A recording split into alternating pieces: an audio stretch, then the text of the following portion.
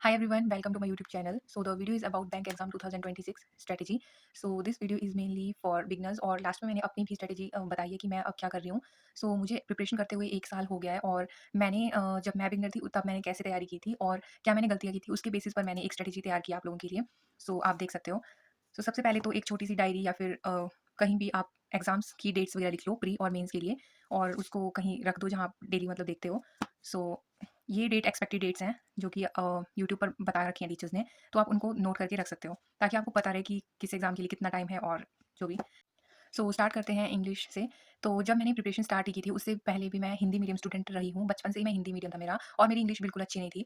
और जब मैंने स्टार्टिंग में बैंक वाली एग्जाम्स वाली इंग्लिश पढ़ना स्टार्ट किया तो मुझे बहुत डिफिकल्ट लगती थी कि मेरे से तो लाइक मेरे को पैराग्राफ पढ़ा उसको उसको समझ ही नहीं आता था मेरे को कि इसमें क्या लिखा है.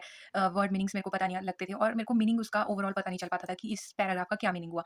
सो सबसे पहले तो मेन बात तो ये है कि इंग्लिश आपका सबसे स्कोरिंग सब्जेक्ट हो सकता है अगर उसको हम अच्छे से तैयार करें. तो उसके लिए सबसे पहले तो मैंने एडिटोरियल से स्टार्ट किया था क्योंकि ये एडिटोरियल जो मैम करवाते हैं पहले तो मैंने मतलब आज तक मैंने जो भी पढ़ा है मैंने निमिषा मैम से ही पढ़ा है, इंग्लिश का स्पेशली. एंड एडिटोरियल से मैंने स्टार्ट किया था. एडिटोरियल में मैम वोकैब करवाते थे और रीडिंग कॉम्प्रिहेंशन वहाँ से मेरी रीडिंग की स्किल्स अच्छी हुई. 3-4 महीने तक मैंने एडिटोरियल करा था और उसके बाद मेरे को इंग्लिश की थोड़ी बहुत नॉलेज होने लगी थी. एंड उसके बाद मैंने मैम का परफेक्शन बैच लिया था. उसमें मैम न्यू पैटर्न के क्वेश्चंस करवाते हैं जो कि एग्जाम रेलेवेंट होते हैं और परफेक्शन में ही ग्रामर भी दे रखा था तो अलग से कोई ज़रूरत नहीं थी. तो मैंने ग्रामर भी ज़ीरो से स्टार्ट कर रखा था क्योंकि मुझे हिंदी में तो सब आता था बट इंग्लिश का मेरे को उतनी नॉलेज नहीं थी. तो ये था और इसके मैंने नोट्स भी बनाए प्रिपेयर किए थे, वो मैं आपको दिखाऊँगी अभी. और 120 रूल्स ऑफ ग्रामर, अगर आपको ये ग्रामर नहीं भी करना है तो आप 120 रूल्स ऑफ ग्रामर यूट्यूब पर एक निमिषा मैम की वीडियो है, शायद वो 11 या साढ़े 11 घंटे की है. अगर आप उसको कंप्लीट कर लेते हो और उसके अच्छे से प्रॉपर नोट्स बना लोगे और उनको बार-बार रिवाइज़ करोगे तो आपको शायद ग्रामर में कोई दिक्कत नहीं आएगी. क्योंकि 120 रूल्स जो है वो एक शॉर्ट फॉर्म है जो ये परफेक्शन में ग्रामर मैम ने करवाया है, तो इससे हो जाता है. एंड मैंने ये दोनों कर रखे थे क्योंकि मेरी इंग्लिश बहुत ही ज़्यादा वीक थी, तो मे बी इनसे तो मेरे को बहुत ज़्यादा हेल्प मिली है.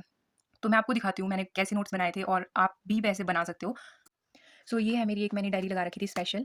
और ये है जब मैंने एकदम जैसे न्यू स्टार्ट किया था मैंने पढ़ना परफेक्शन लिया था और परफेक्शन का जो ग्रामर ग्रंथ है वो ऐसा है ये एज़ इट इज़ मैम ने करवाया हुआ है. उसमें आप आइडिया ले सकते हो और देख सकते हो अभी ग्रामर ग्रंथ में क्या-क्या है. मतलब आप ऐसा देख सकते हो कि ये था ग्रामर ग्रंथ में. सो मैम ने टेंसेस से पढ़ाना स्टार्ट किया था एंड इसमें सारे टेंसेस हैं मतलब मैम ने कंप्लीट करवाया है. एंड ये मैंने शायद ज़्यादा ही लिख लिया था, इतना लिखने की ज़रूरत नहीं है. बट देखो मतलब मैम ने छोटे-छोटे जो भी कांसेप्ट्स होते हैं वो सारे उसमें करवा रखे हैं. सो ये सारे हैं, बट इतना शायद लिखने की ज़रूरत नहीं है. एंड ये वीडियो स्पेशली उन्हीं लोगों के लिए है जिनकी इंग्लिश लाइक बिल्कुल ही कमज़ोर है, मेरी तरह जैसे मेरी थी जब मैंने स्टार्ट किया था. तो आप ये देख सकते हो.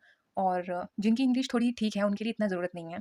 और ये एक डायरी है जिसमें जो मैम एडिटोरियल के वर्ड्स करवाते हैं वो इसमें सारे लिखे हुए थे और एक ऐसी डायरी मैं कंप्लीट कर चुकी हूँ. बट इसकी मेरे को कोई वैल्यू उतनी लगी नहीं. आप देख लो अगर आपको अच्छा लगे, बट ये मेरे हिसाब से मेरे को लगा नहीं अच्छा क्योंकि इसमें मैं लिख तो लेती थी बट इनको मैं कभी रिवाइज़ नहीं करती थी. तो इससे अच्छा है कि आप लाइक रोज़ एडिटोरियल करो और रोज़ पढ़-पढ़ के वो वर्ड्स याद हो जाते हैं. तो ये फिर मैंने तब से छोड़ रखी है. उसके बाद मैंने इसको यूज़ नहीं किया.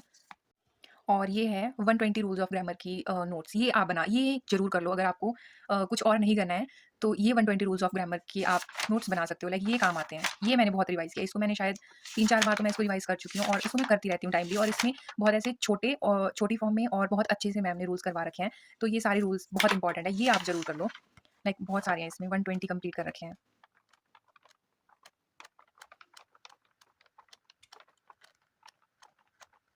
और ये अगर आप एक बार कर लोगे तो फिर आपको उसके बाद कोई ऐसी टेंशन वाली बात नहीं रहेगी.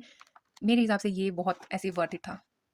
बस ये 2 चीज़ें ही, एक एडिटोरियल और एक परफेक्शन मैं रिकमेंड करूँगी. और साथ में आप सेक्शनल देते रहो साथ में इंग्लिश के, तो इससे थोड़ी इंप्रूवमेंट आती रहेगी और आपको पता लगता रहेगा कि कैसे-कैसे क्वेश्चंस वगैरह आते हैं. सो टॉपिक तो यही आते हैं इंग्लिश में, RC, parajumble, error detection, cloze test and word swap. ये आपको जब टेस्ट वगैरह देते रहोगे तो आपको पता लगता रहेगा. सो नेक्स्ट करते हैं बात क्वांट्स की. क्वांट्स के लिए एक सिंपल सी बात है, बेसिक्स हमारे क्लियर होने चाहिए. सो स्क्वायर 40 तक एंड क्यूब 20 तक. 20 बट मेरे को 15 तक ही याद है क्योंकि बाकी अगर आपको शॉर्ट ट्रिक्स आती होंगी तो आप किसी का भी क्यूब और स्क्वायर इजीली निकाल सकते हो. तो इसमें शायद उतना याद करने की ज़रूरत नहीं होती है और निकल जाते हैं इजीली अगर ट्रिक्स वगैरह आती हों. और परसेंटेज टू फ्रैक्शन याद करना है और टेबल्स याद होने चाहिए. टेबल्स इंपॉर्टेंट है. और अर्थमेटिक के टॉपिक वाइज़ एक-एक टॉपिक पकड़ना है और उससे क्लियर करते रहना है. और मैंने आशीष अरोड़ा सर से किया था. एंड मैं आपको बताती हूँ जब मैंने स्टार्ट किया था तो मैंने क्वांट्स का कैसे पढ़ा था. सो ये पहले तो अपने फर्स्ट पेज पे वही लिखना होता है ना कि सिलेबस क्या है. प्री का ये सिलेबस था और मेंस का ये वो सब कुछ तो लिखना ही होता है. एंड ये सारी थी बहुत सारी ऐसे शॉर्ट ट्रिक्स, बहुत गंदा लिख रखा है बट शॉर्ट ट्रिक्स थी ये और बहुत सारी लिख रखी थी मैंने. और ये सारी शायद मैंने वायरल मैथ्स चैनल से ही देखी हैं. ये राइटिंग गंदी है, इसको मत देखना है ना. ये सारी शॉर्ट ट्रिक्स लिख रखी हैं. जैसे यहाँ पर क्यूब क्यूब रूट था ये ना, क्यूब रूट के लिए कैसे निकालना है, ये सारी ट्रिक्स हैं. इससे बहुत ईज़िली निकल जाता है. यहाँ से मैंने लिखा था टेबल्स 20 तक.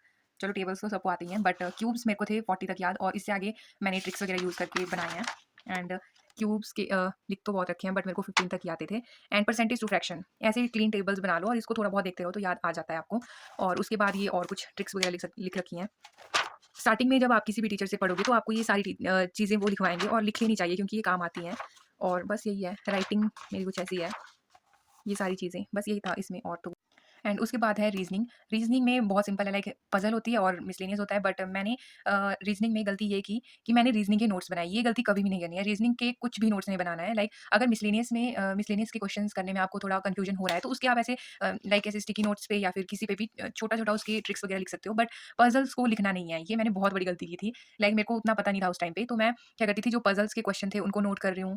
पज़ल्स तो नहीं शायद, पर मिसलेनियस के क्वेश्चन्स पहले नोट कर रही हूँ, फिर उनको लिख रही हूँ, वो सब नहीं करना है। रीज़निंग के नोट्स नहीं बनाए जाते हैं। तो इसके लिए पहले आप पज़ल्स देख सकते हो यूट्यूब पे, 1000 पज़ल सीरीज़ है अंकुश लामा सर सर के चैनल पे, तो वो आप कर सकते हो। सो रीज़निंग के लिए मैंने यही किया था। नेक्स्ट है मेरी क्या स्ट्रैटेजी है, लाइक मेरे को प्री के ऑल सारे बेसिक्स क्लियर हैं, तो फिर भी प्री क्लियर नहीं हो रहे हैं। तो उसके लिए क्या करना है, मेरे को पता है कि मेरे को प्री में स्पीड की बहुत ज़रूरत है, बेसिक्स पूरे क्लियर हैं, बट अगर स्पीड होगी तो अच्छा हो जाएगा। तो इसलिए मैंने 1 वीक में 2 या 3 फुल मॉक लगाने हैं, किसी भी मॉक के, लाइक मतलब कोई भी मॉक, जैसे एसबीआई क्लर्क का हो गया या फिर कुछ भी प्री के कुछ कोई भी मॉक लगाऊँगी। एंड मेंस के लिए मैं, जैसे मैंने अगर आज मैंने फुल मॉक लगाया तो कल उसका अच्छे से एनालिसिस करना है, क्योंकि एक दिन में ही मैंने अगर मॉक भी लगाना है और उसका एनालिसिस भी करना है तो वो मेरे लिए बहुत ज़्यादा हो जाता है। तब मैंने सोचा है कि एक दिन मॉक लगाऊँगी और नेक्स्ट डे उसका एनालिसिस करूँगी। एंड परफेक्शन और एडिटोरियल मैं नहीं छोड़ने वाली हूँ, क्योंकि लाइक अगर मैं इसको छोड़ देती हूँ तो मैं फिर से वहीं ज़ीरो पर पहुँच जाती हूँ। एडिटोरियल मैं शायद मैं आरसी वगैरह नहीं पढ़ूँगी, बट जो इसके वोकैब वगैरह होते हैं वो मैं कर लेती हूँ कभी-कभी। सो परफेक्शन की मेंस की क्लासेस मैं करती हूँ, प्री मैं नहीं करती हूँ अब। लाइक मेंस के जो भी क्वेश्चंस होते हैं वो मैं सॉल्व करती हूँ। एंड मेंस की क्लासेस मैं अल्टरनेटिवली करूँगी। जैसे अगर मैंने आज रीज़निंग की कोई क्लास की, तो कल मैं क्वांट्स की क्लास करूँगी, एंड वैसे ही नेक्स्ट डे दोनों का होता रहेगा, लाइक साथ-साथ में। एंड एक जो मेरी कमी है क्वांट्स में वो है स्पीड मैथ्स। तो उसके लिए मैं रॉन्ग नंबर सीरीज़ और मिसिंग नंबर सीरीज़ के थोड़े-थोड़े क्वेश्चंस डेली प्रैक्टिस किया करूँगी। एंड बस यही है मेरी स्ट्रैटेजी।